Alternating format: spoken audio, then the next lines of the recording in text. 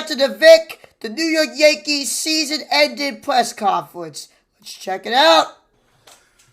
Mutants of the press, please have a seat one last time this year.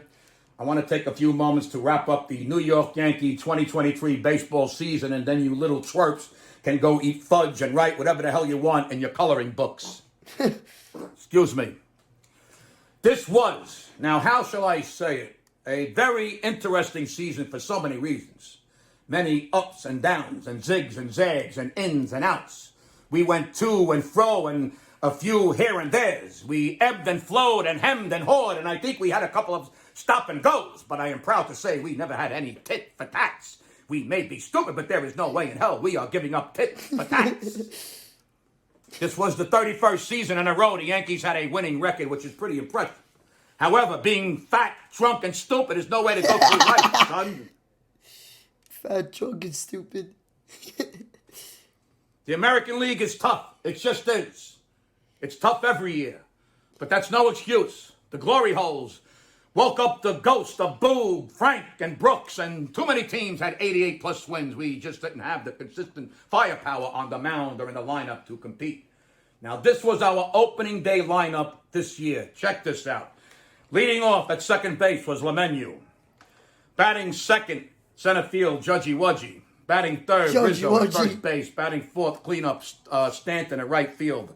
Batting fifth was Josh Donaldson at third base. Batting sixth was Gleyber Torres at DH. Batting seventh was Oswaldo Cabrera at left field. Batting eighth was Jose Trevino. He was the catcher. And batting ninth was Anthony Volpe at shortstop. It looked good on paper. Oh, yeah. It looked good on paper. On opening day, the lineup looked like beautiful and expensive Christmas wrapping paper. By the end of the season, the lineup looked like two-ply, cheesy, generic toilet paper where your fingers poke through and your ass looks like you used a belt sander on it. Now, let's look at the negative stuff, shall we? There are only a few negatives. Injuries really hurt us. Sometimes I think we are raising baby veals instead of running a baseball team. I don't understand what the hell is going on, but I'd rather have a fat bastard who plays every game than someone who looks like Charles Atlas but sprains his asshole when he farts. We need to work on this in the off-season. We need to understand how we can prepare this team for a healthy season in a non-contact sport. Judgy Wudgy is great, but he can't help this team when he isn't on the field. It's really that simple. Is it possible that we win 90 games and make the postseason if Judgy Wudgy plays 150 games? Yes. But it's also possible that the rest of the team could bat higher than 140. Possible, but not probable. Rizzo needs to wear boxing headgear next year. We've learned that if he combs his hair with a hard Bristol brush, he may suffer a concussion. The starting pitching was terrible. By the end, we had Cole and then the cast of Gidget. Don't know what Gidget is? Gidget. Google it. Cole will most likely be the Cy Young winner, while Rodon, a bitter disappointment, will most likely win the Cy Sims Award for being the most educated customer when buying cheap men's suits.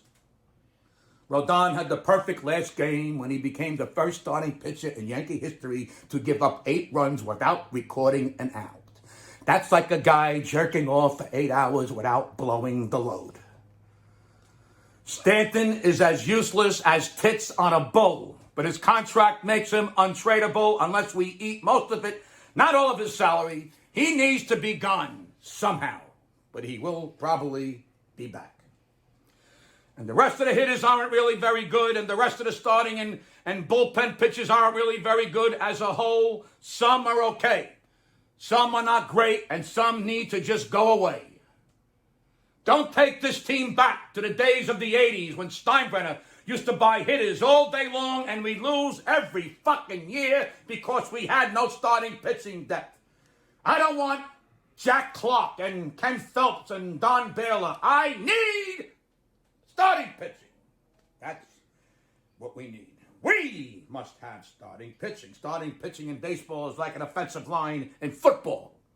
Yeah, you need a real leadoff hitter and a real number 2 hitter because Judgy Wudgy has to bat third. And we also need more speed on the base pass. Speed is what we need.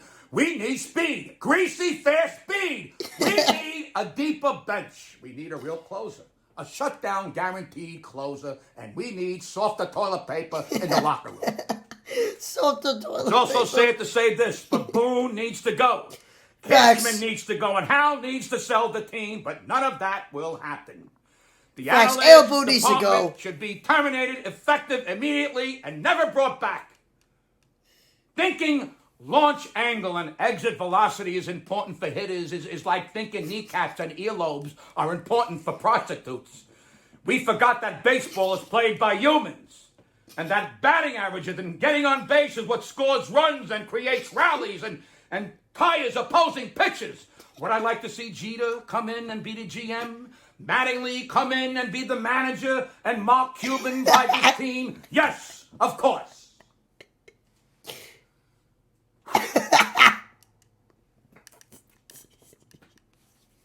In conclusion, 2023 was the first real step backwards since 2016. And because we really don't make changes, we are kind of the definition of insanity, which scares me. That said, ladies and gentlemen of the press, it was a pleasure working with all of you this year. If you consider having your hemorrhoids pulled out with pliers, it's a pleasure. Please go next door for the last time this year and have your lunch. I will see you all next year. Now, I know some of you will be assigned to the Giants. What a thrill that will be. Go in peace, my friends from the press. I do know this. The Yankees will be back. Seacrest out.